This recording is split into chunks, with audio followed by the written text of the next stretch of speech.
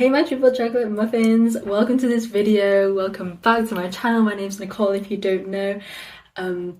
It's been a minute since I've done like an academic kind of video, but I made it through year 12, mentally stable, made some great friends, 3 stars at the end, so I feel like I'm in a pretty good position to give you some advice and like top tips on what I did. I did think about making like a year 11 what to do in the summer kind of video, but genuinely just enjoy what's left of it. Maybe like just going over your notes before you start in the A-level subjects that you're taking, so you're not completely like rusty and you've forgotten everything.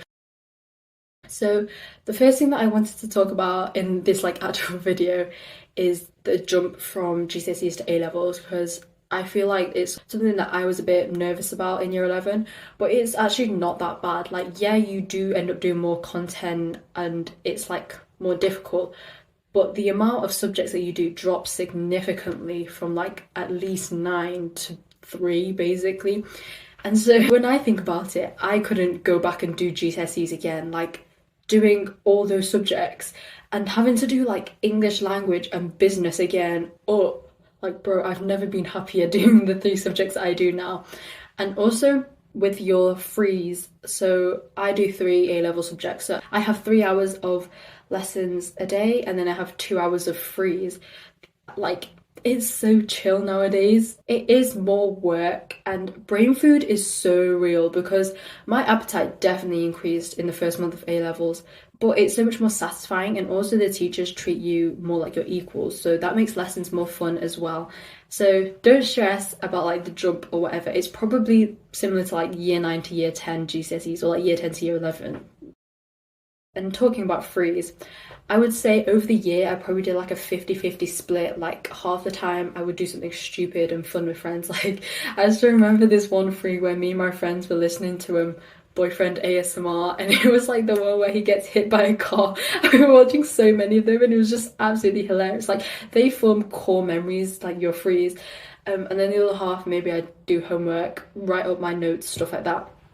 But it's all about adaptability. So obviously if you've got tests coming up, maybe spend more time in your freeze doing work. But if you've not got anything, then go and have fun, make those core memories. Just like change it up to whatever suits you, and you know how much work you need to put in. And yeah, the more work you do in your freeze, the less work you have to do at home or at weekends. But for me personally, I prefer doing work at home, so I wasn't too bothered about using my freeze productively. But I know some of my friends, they work a lot better at school, so that's what they decided to do. At the start of the year, try every single revision technique, okay? Go up to the smart people in your year and ask them the revision techniques that they use as well. It's good to try everything to work out what actually works best for you. And it's okay if you fail. Like, I don't like the word fail, because as long as you can learn from it, then you haven't failed. Like, mistakes are just a stepping stone to success. I don't know, I'm trying to come up with some like cringy LinkedIn kind of quote, but it's better to fail near the start of the year than at the end of the year you're still using the same inefficient revision techniques that don't work and don't allow you to actually achieve your full potential. I would say GCSEs, like, you probably could get away with just going over your notes or revising the night before, but with A-levels you really can't be doing that. At the start of the year, if you don't F with the subjects that you've chosen, drop them, switch them as early as possible. I know for our school it was like you couldn't do anything after a month. I'm not sure about other schools, but if you don't enjoy it, then don't take it. Like, don't follow what everyone else is doing or what your parents are making you do, because are they doing the course? Are they going through the stress of all that revision and taking the exams? No, it's your life. Like, do you think your parents would rather you have a D in chemistry because you don't like it, you don't enjoy it, you don't have the motivation to learn more about it, or if you had like an A star in something like RS, which maybe isn't as like conventional or like respected, but it's something that you're good at and something that you want to learn more about? Another note is that subjects don't really matter in terms of like uni courses. So obviously this will be different for courses like medicine, dentistry, but other than that, it doesn't really matter. Maybe in the course they'll say you have to do 1 A-level required and then the other 2 you can choose whatever.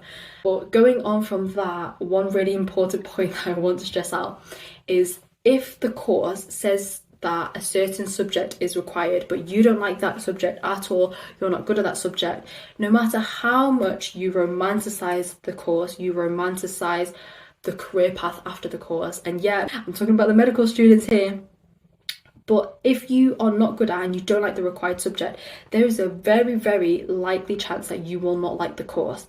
If it says you need to do chemistry and you hate chemistry, you don't want anything to do with it, there is a good chance you will not like the course, because there is a reason why it is required. They didn't just slap it on there for funsies, okay? So you need to really think about if you actually want to force yourself into taking that subject for the sake of the course, which you might not even end up enjoying when you actually get to it. So that's something to think about. In general, like year 12, I would say prioritize like revision, social life, sleep, those three things. If you are quite into sports or you're quite into a specific hobby, absolutely keep going with that, but do not feel like you have to do extracurriculars. Like at the start of the year, I was panicking like, oh my god, I do not do any sport, I do not do anything particularly like creative, like an actual extracurricular. But as it turns out, it actually doesn't matter. And in fact, I feel like I'm really glad that I don't do anything, because the top universities actually do not care. Like they could not care less if you do sport, unless it's like national level or something really impressive. Like they don't care if you do grade 8 piano. Like guys, when I quit piano, oh, my life changed for the better. I saw the clouds part, sunlight like bathed me in a golden light. I only got to grade 5 as well when I quit last year, but whatever, I hated it. But my point being is that don't feel pressure to do extracurriculars. Like I do believe that you should do like a sport and a creative hobby just to like keep your life interesting, I guess, keep yourself in good shape, good health, both mentally and physically. But if you don't do any serious extracurriculars, that's fine, because universities, what they want is supercurriculars. So supercurriculars are things that you do outside of the curriculum or the classroom that are related to the subject, but like they further enhance your knowledge, I guess.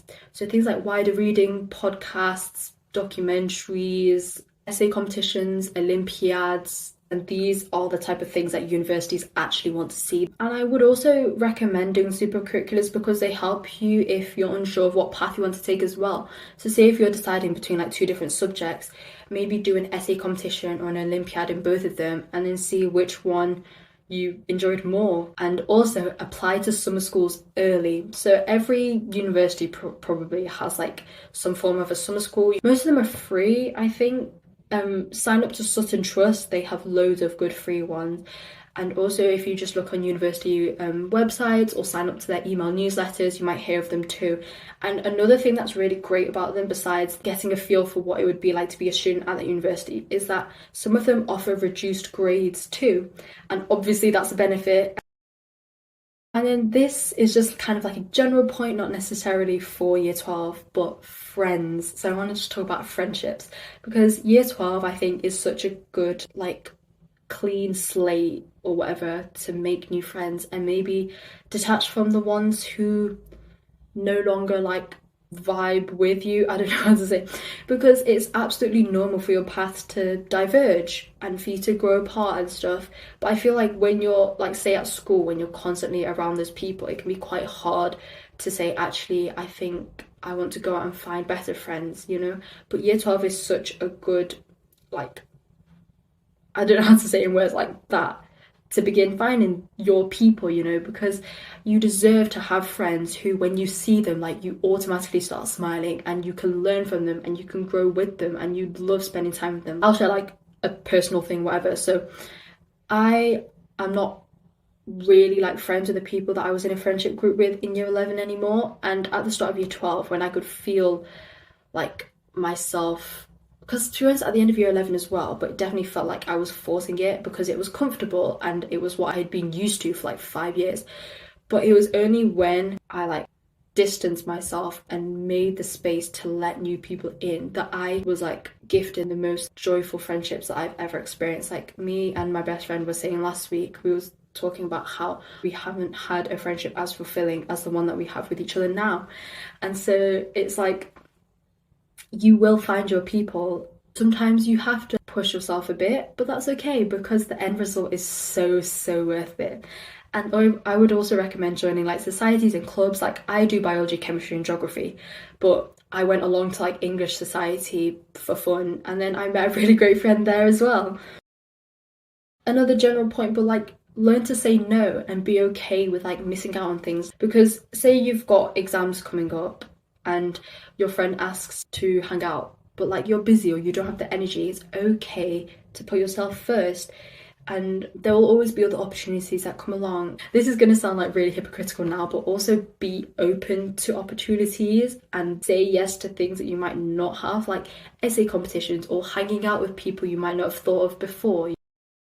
Also, like, organize everything. Like, I'll definitely make a video on how I study and I'll talk more about organization then. But putting everything in like a massive folder in order, it saves so much time, so much hassle. And also I just want to say, like, as an environmentalist, whatever, as a geography student, please do not buy plastic wallets. Please just hole punch your things. Like, you just hole punch your things. You do not need that much plastic. Thank you. Thank you. And then mindset in general, I love talking about mindset because mindset is everything. This is the things that I've like definitely learned. Do the hardest thing first. You either choose the pain of discipline or the pain of regret. Always start as early as possible. Have the self-love for your future self. They'll thank you, I promise. Know that you can improve and nothing is impossible, genuinely. If you work hard at something, it will come to fruition. You will be successful. You just need to put in the effort. And like, I guess with that, work smarter, not harder. And also don't feel bad if you have your ups and downs because that's completely human and we all have our seasons. This is going to be kind of ironic because I'm literally born mid-June. Like, some people who are born in September are literally 2.5 months younger than me, but you're still young. And it's okay if you mess up, as long as you like learn from something, then you didn't mess up, did you? You learned something from it. Everything is a lesson. And focus on yourself, focus on those who you love the most, the closest to you.